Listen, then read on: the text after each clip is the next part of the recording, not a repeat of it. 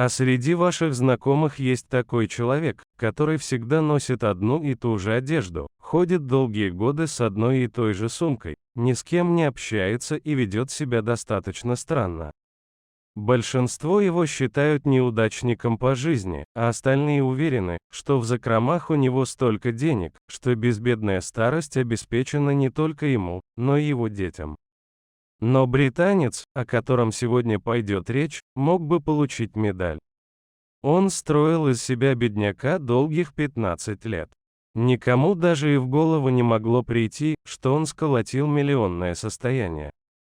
Как у него это получилось? Начнем с самого начала. В начале 2000-х один бизнесмен по имени Алан Яманес объявил себя банкротом.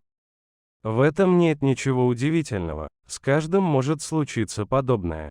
Алан донес информацию в соответствующие органы, что его бизнес приносил одни убытки, поэтому он вынужден был продать не только свою фирму, но и всю свою собственность, чтобы расплатиться с долгами. Несмотря на все действия, у него еще остались кредиты. Алан утверждал, что денег ему хватало только на удовлетворение самых необходимых потребностей. Что тут говорить о покупке жилья? Мужчина объявил себя банкротом и поселился в сарае. Друзья перестали с ним общаться.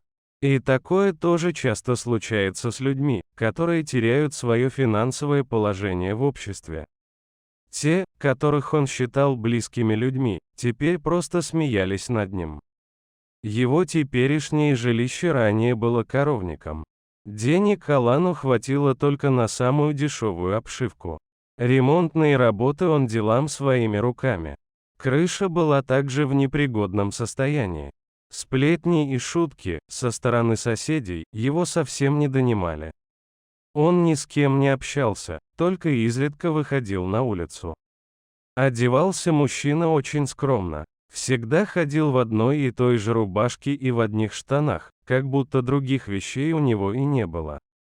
Алан каждый год должен был приходить в суд, чтобы подтверждать свое материальное положение, и он всегда приходил в назначенный день. Но однажды он не явился. Органы среагировали быстро и приехали к Алану домой. Полицейские быстро нашли его жилище, которое действительно снаружи выглядело как сарай. Но фасад дома производил намного лучшее впечатление. Когда по их требованию мужчина открыл двери, полицейские онемели от увиденного. Они увидели огромную лестницу, которая была устелена красной дорожкой, обшитой золотыми нитями. В интерьере использовались только самые дорогие породы дерева. На стенах висели оригиналы картин известных художников, которые стоят целое состояние. В помещении были установлены красивые статуи, а с потолка свисали шикарные люстры. И это только то, что было заметно с первого взгляда. Жилище вмещало 6 спальных комнат, большую библиотеку, которая включала в себя дорогие экземпляры книг, тренажерный зал, гостевые комнаты. Место нашлось и для бассейна, и даже для танцпола. Зачем он ему, конечно, непонятно. Может быть, он, чтоб скрасить свое одиночество, устраивал вечеринки для себя одного. Украшали жилище коллекционные статуэтки, старинная мебель, дорогие вазы.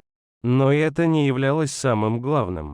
Одна из его картин скрывала потайную дверь, за которой располагался большой сад, где британец выращивал запрещенные растения на продажу. Вот каким образом ему удалось скопить целое состояние.